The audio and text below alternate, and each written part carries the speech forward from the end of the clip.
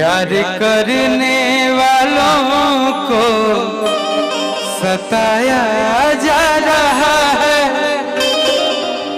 क्यों मोहब्बत का नक्शा मिटाया जा रहा है। एक भाई ने मुझे याद दिलाया, इतना गाना गा दिए हैं मुझे मुखड़ा के बाद याद ही नहीं रहता है गाना,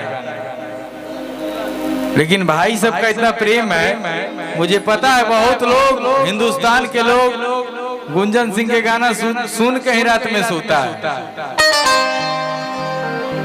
खुदा तेरी कैसी खुदाई है,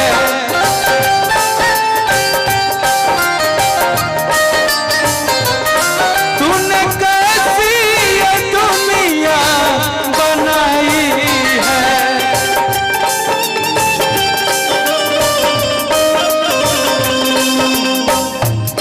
प्यार करने वालों को,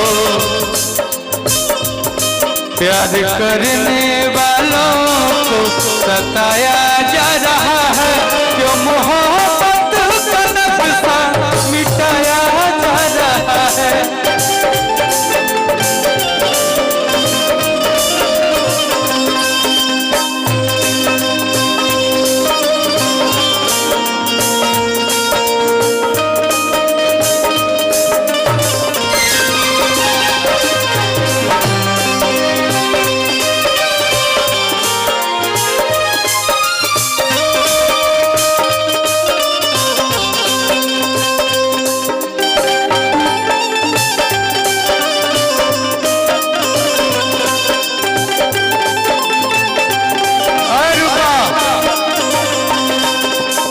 रूपा इधर आओ। कि बहुत दिन हो गईल हो तुमसे बात न भइल। सही बात है, जब कुछ दिन बात नहीं होता तो कैसा लगता है ना, ये सच्चाई है।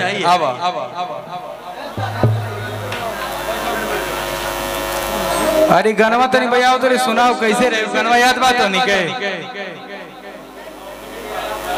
कि बहुत दिन हो गईल हो तुमसे बात